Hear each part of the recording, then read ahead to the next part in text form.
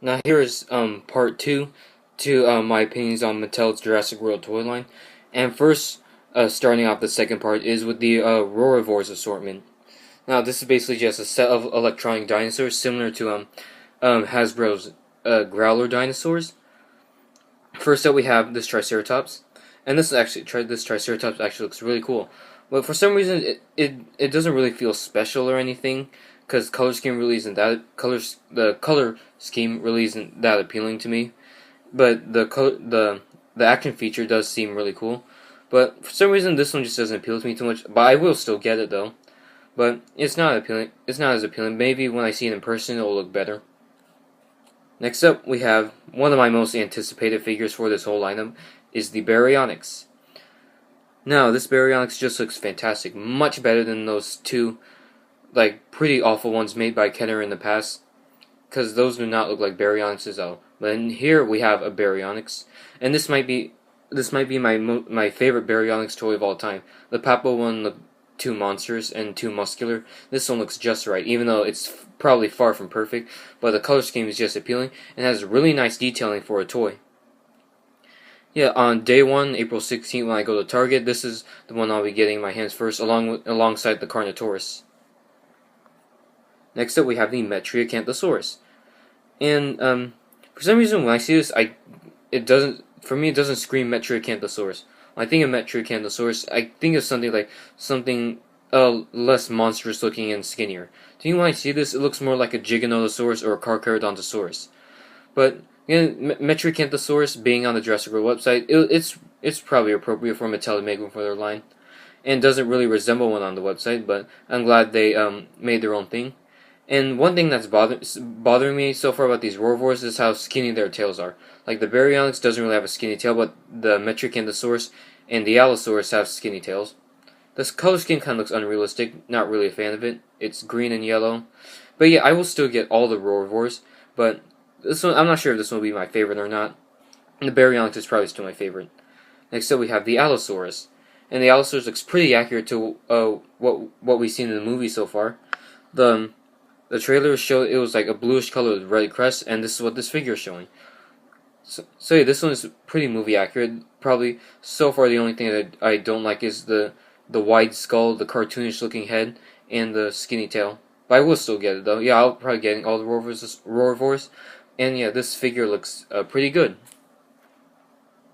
Next up, this is an image that was just revealed today. Sorry, it's kind of blurry. Oh yeah, one thing, I don't own any of these images. All the images belong to jptoys.com and Jurassic Outpost.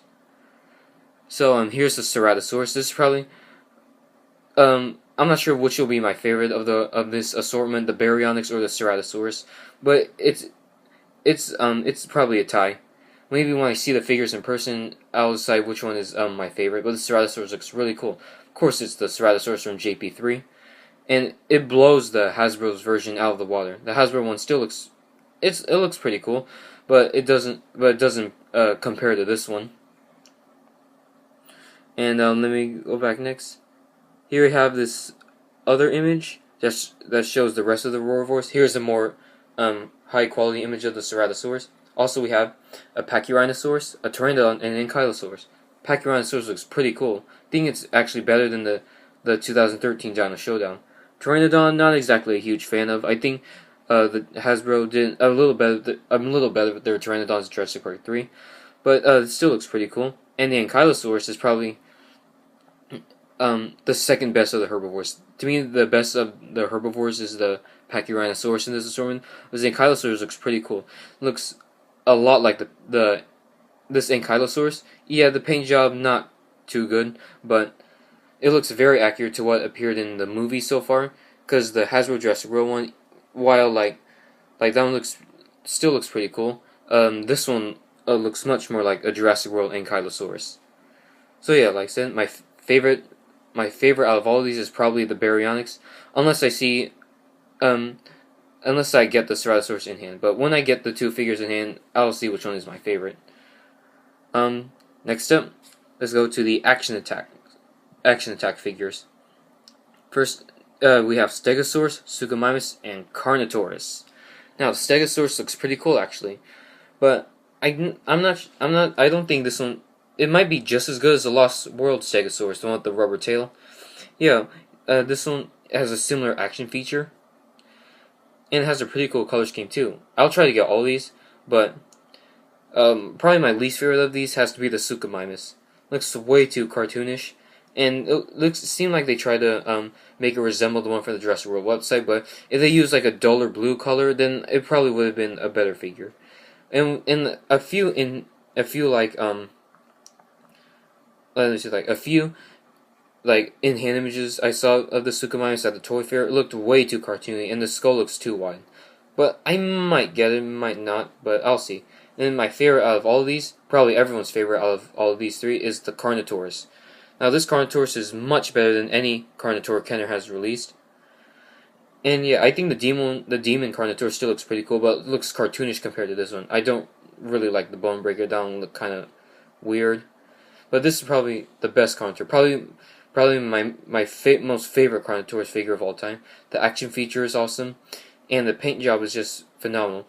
Yeah, this and the Baryonyx are the first two Jurassic World figures I'll be getting on April 16th. Yeah, all these fantastic.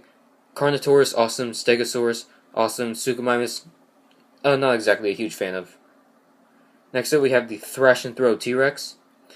And when I first saw the images of this, it didn't look too appealing because of those the huge seam lines. But now that I saw like the demonstration of it at Toy Fair, it looks pretty cool. Although I might not have the money to get it, might not have the money to get it because I might use all my money for the Mosasaurus and all the Roarivores first, and some action attacks. Then this is probably one of the last ones I'll be getting though. And this is it for part 2, and I'll be showing the rest in this video. Well, let me just go to the Colossal Tyrannosaurus Rex. This one looks fantastic. I think it might be better than any Jurassic Park T-Rex toy we got in the past. And this is the Jurassic World T-Rex figure we've been waiting for. Not the Stop and Strike or the Chomping from Hasbro's line. This is a T-Rex. A figure we've been waiting for. And it's kind of similar to the Bull T-Rex, except this one's like hard plastic and rubber. Not hard plastic and not rubber. And it has 2 articulations for the jaws. And it has like a latch on the belly so you can open it. And it could swallow like a lot of figures from what I heard. And yeah, that's it for this video. Part 3 I'll be continuing I'll first be continuing off with the Mosasaurus. So if you like this video, leave a comment, like, subscribe, and I'll see you in part 3.